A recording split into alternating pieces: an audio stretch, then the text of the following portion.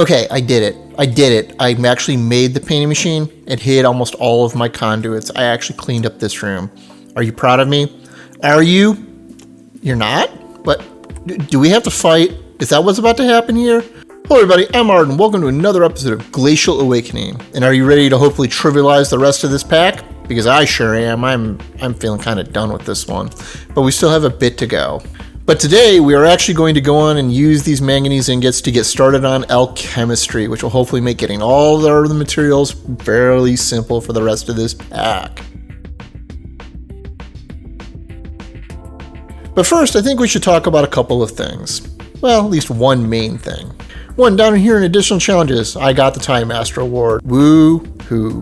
That just means I'm slow, folks. 2, there's this Energy Master one, and you see it at 1%. It's because we need 100 billion. But I'm not showing it to show you that I need a ridiculous amount of power. I'm showing it because this was not intuitive how to score this one. Because what you need is this task screen from FTB Quests, which nothing tells you to do this. I had to Google this and find it on Reddit, and even then there's no explanation. Because if you just pop it down, it looks like this, except it just actually looks like a block.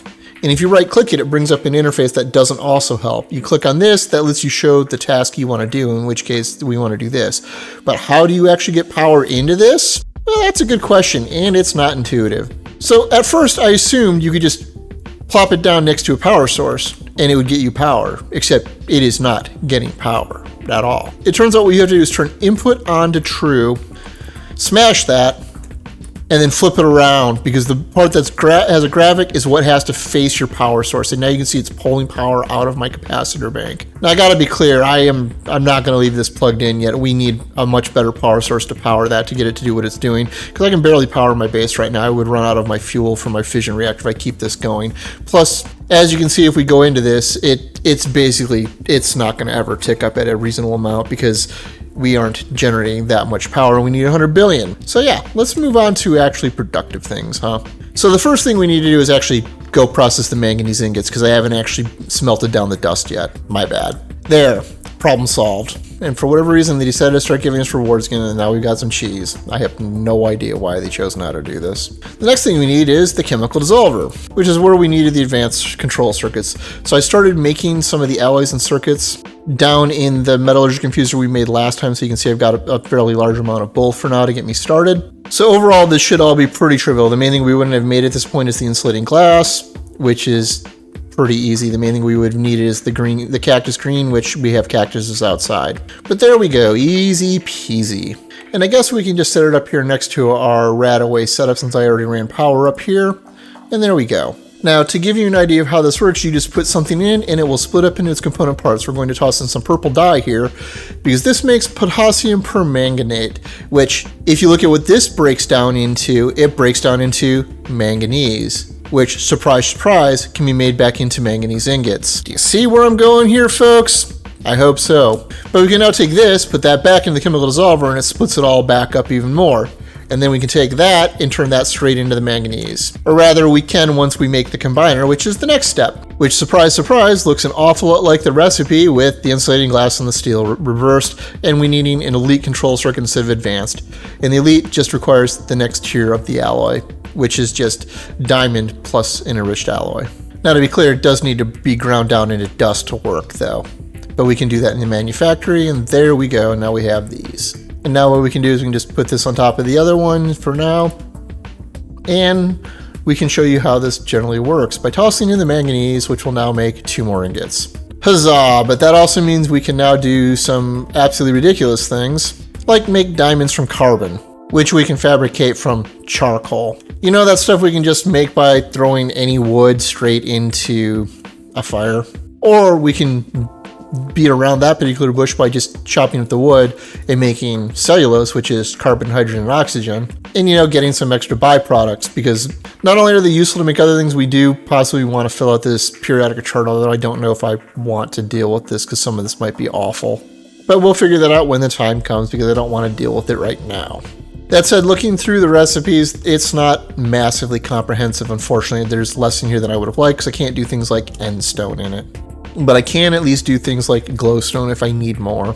But this will at least let us move forward because we still have to make the fission multi-block here, but we're gated by the Osmium compressor. We probably should make the enrichment chamber along the way because that'll make making alloys and other things cheaper. So let's start there, and this is not that hard other than needing, well, an enhanced machine chassis, which still requires a whole bunch of uranium from my reactor.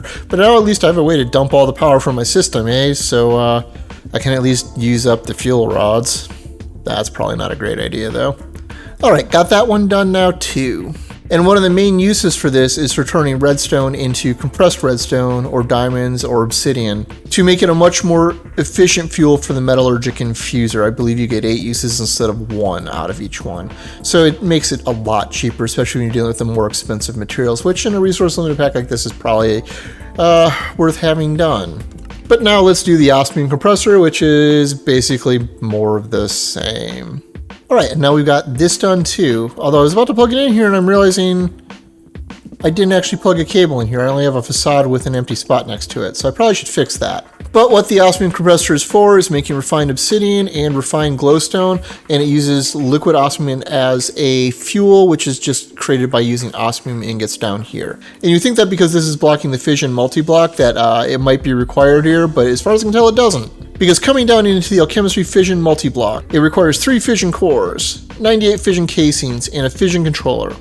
And this is where things get a little weird. Because, well, the blaze rods we should be able to do, because that's just blaze powder. But we need chromium ingots, which we can only get from the chemical combiner, from chromium.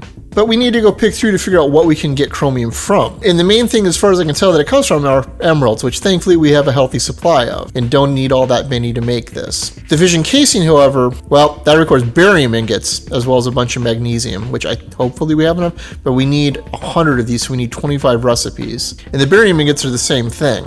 I can get some from nether quartz, and that's about it. So I hopefully have enough of this. This might actually become a problem. Although if push comes to shove, I can make it from Certus quartz, although I don't want to have to do that either. And the last thing we need is the fission controller, which is 2 fission casings, another blaze rod, a bunch of atomic alloys, which are just the diamond ones upgraded with compressed obsidian. Oh, you know what? Is this normal obsidian or is this refined obsidian? I think that's claiming refined, so maybe I do have to upgrade some obsidian after all. Yep, I guess I do have to make it refined obsidian. So I guess I did need the Osmium compressor after all. But it also needs the other 2 fission casings, which brings it up to 100, as well as a single piece of arcane glass from Forbidden Arcanus, which I might still have an arcane gold ingot around.